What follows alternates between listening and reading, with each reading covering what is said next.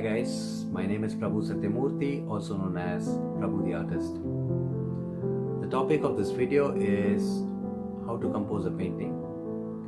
These are the ideas and the tips that I've generated over my years of practice. I'm just sharing with you in this video. These will be helpful in turning you from a Sunday painter to a serious painter. So the concept is this: when you have an idea in your head and you want to translate it on canvas, there'll be a lot of loss.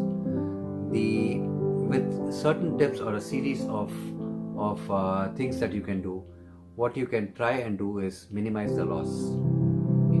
Now, when you have an idea in your head, it would be comprising several participants, several objects. Generally, when you have one single object and we want to draw it on canvas, it's very easy. But when you have 3 or 4 people sitting in a frame, what is the relationship between one person and the other, the size, the proportion, the angles? It gets very, very difficult for a painter to draw straight away onto the canvas.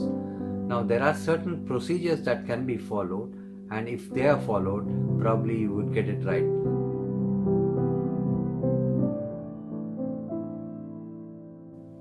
When people generally look at a painting where humans are involved, they generally talk about the skin tone, the eyes, the lips, or the body parts. But for me as a painter, when I look at any painting where humans are involved, I would first observe the body posture, whether he's interested, he's active, or whether it's moving, whether it's coming in, going out. What is the person doing? And the next thing that I observe is the lights and the shadows. For me, if we get these 2 things right, I think we've got the major essence of the painting right.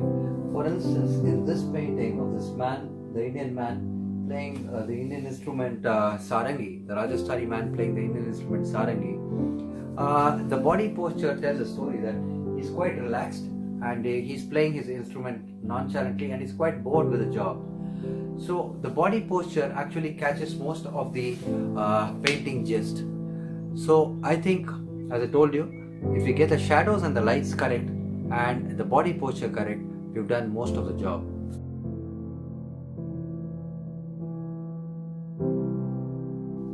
It's quite important to understand that how much of copying is permissible. For humans to be drawn, or for a painter to draw any object, he needs a reference. And it's important to get that reference from either a 3D object, a live model, or anything. Now, for instance, in this picture, the picture on the right has been drawn by Titian, and on the left is Rembrandt himself, a self-portrait. Now, as per my studies, Rembrandt drew himself in place of Titian, and the body posture is the same. They both have their hands on a windowsill, and their eyes and everything look more or less the same. So this is a form of copying, but it's a form of permissible copying where Rembrandt has made adjustments into the portrait and he's improved the portrait. So every artist requires some amount of references to make a painting or to make a picture, because he has the idea in his head, but to put it on canvas, he needs a reference to draw. It is important to understand this and use this as a premise, because we would be using certain references and we would be basing our painting on these references.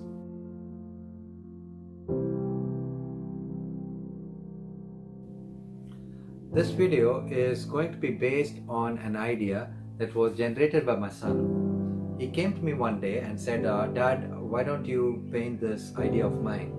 I said, "What is it, son?" He says, there is this old man sitting probably on the beaches of Hawaii and playing the ukulele, and there are a few kids listening to him, awestruck, and he continues to play the ukulele, and that's the idea about it.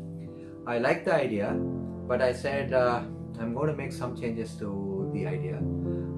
There is an old man in my idea, and there is an old man who's not on a beach but in probably a jungle or something, sitting over a campfire and telling a story to a few kids or a few people, and the light falls on the faces of the people and it's quite dark.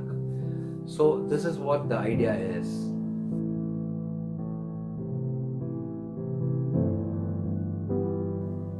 Based on the idea, what I did was I tried to imagine the picture, and then I tried to draw a very rough sketch of what is happening. There is an old man or a middle-aged man who's sitting on a stone, and there is a fireplace, and there are three people sitting here to the left of the fireplace, and to the right there's just this old man, and it's quite dark behind. There are trees in the background, and there is this fire that is lit in between the bonfire, and there are three people. You can see the foot of one guy, and there are two people who are sitting in the fireplace, not the fireplace, sorry, on the bonfire. And this guy continues to narrate his story. So this is what I generated out of the idea, and this is a very rough sketch. And this rough sketch is going to be very important because it is going to tell me how much of the canvas that I have is going to be covered by the old man, how much is going to be covered by the fire, and how much is going to be covered by each of the people around. There might be some changes as I go onto the story, onto the canvas, but because the canvas proportions might be different, but the basic idea remains this. Then I think once the body postures are actually put in place, and the canvas proportion of how much is going to be consumed by the man, how much is consumed by the fire is all in place, what we did was we did a very rough photo shoot.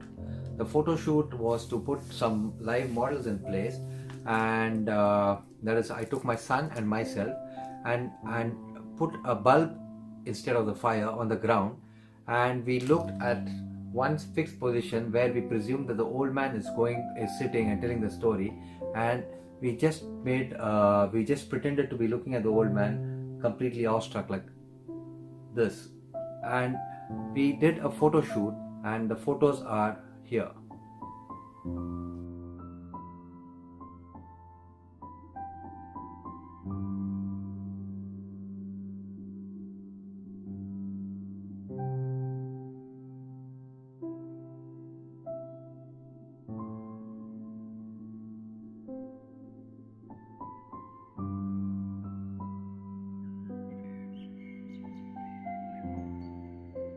With the photos that I had, I drew a rough sketch of the characters that are going to be in my painting.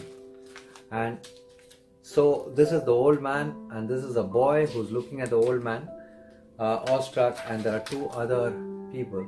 I might change the faces of the painting. The accuracy of it's not a portrait, it's a scene. So the accuracy of the faces is not important. The accuracy, what is more important is the body posture and the light falling on the faces. So what I'm going to do is, with these cartoons in place, with these rough sketches in place, what I'm going to do is I'm going to try and construct a story, a scene on the canvas, and let's see how it goes.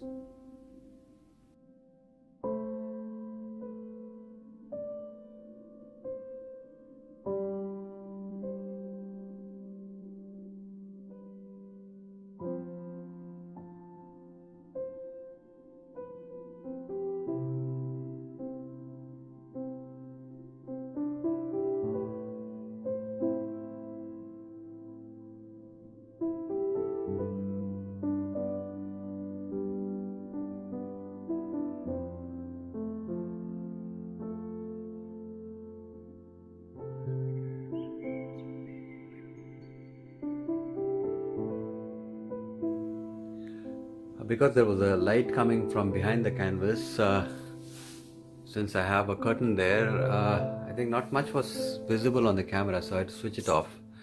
But the basic scene that I've drawn is there's an old man, his face falls mostly on the shadow, and that's why I've not drawn the details of the old man. Only his hands with the stick, his shoes, and his trousers can be seen. Then there is this fire in between, and there are trees behind, and it's going to be basically dark. The background is going to be dark, and the fire is going to be bright. The faces of these two people, it's going to be bright, but with some very dark shadows in the faces, and then the face probably would have of this man on the extreme right. This gentleman on the extreme right might have some traces of white light, but the rest is going to be very dark.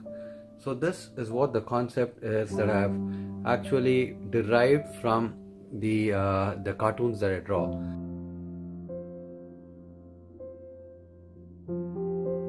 Now, as you can see, the drawing part is done. We have a drawing in place. There are 4 characters in this. One, the old man, and there are 2 people here, and then there is one more guy who's sitting. You can see the foot over here, and the drawing is in place. So first thing is I would like to bring out the contrast before I go into the details. So I would like to fill up the places which are actually very, very dark with black, and these essentially would be places like this behind the rock, probably here, and the corners, and then the trees would be dark as they fall black as they are very, very far away. Here this tree probably would be somewhat dark and somewhat bright because the light is falling on it.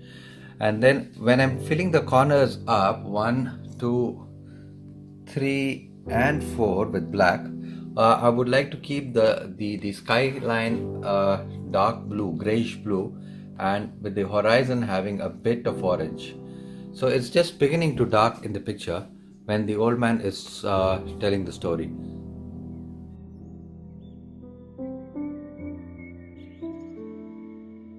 In the previous video, I'm not sure whether it came through or not.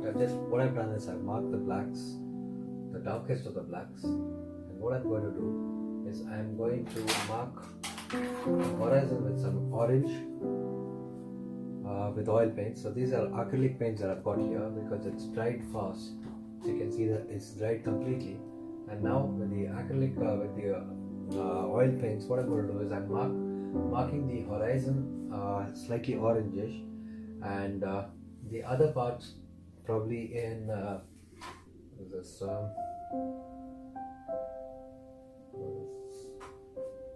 the deep cyan, and then the darkest parts in black. I'm back to oil paints because I need to blend these colors now. So let's see.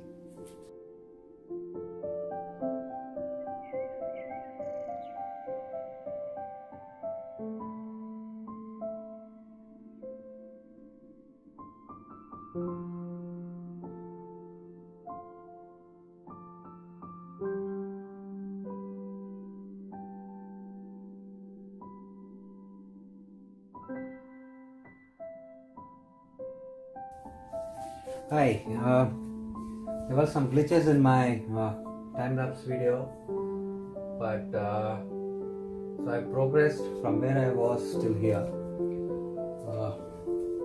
What I can do is I can move this a bit closer. So the old man has a dark face and he's holding 2 sticks and he's got an orangish hand, and there is the fire. And there are these 2 people sitting there, and their faces are still unknown. And then there is this man in the corner whose face is also not painted, his hands are painted. So this is what where we are right now. I'll try to put the faces in so that you get a fair idea of how the thing goes.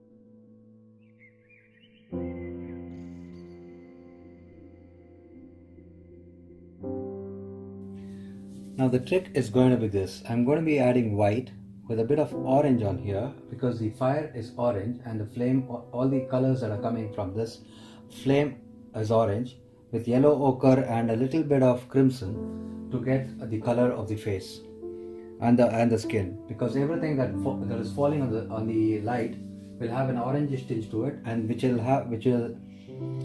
be in the shadow. I'll be adding some umber to it. So that's how I'm going to paint. So let's see how the mixing goes and then I'll come back. Here, so this is what I've mixed with a lot of orange to the tone, and I've kept white handy and a bit of crimson, and there's a bit of umber here. So I would be playing with the shades till I get the right colors for the shadows and the clear part.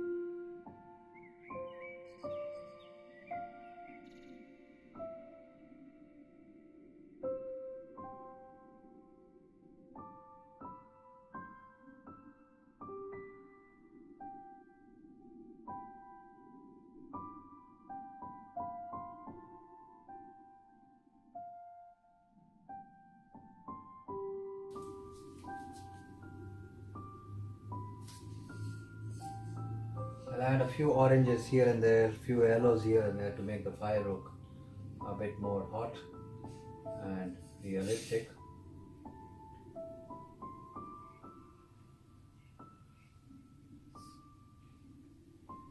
And I think I'm done with the painting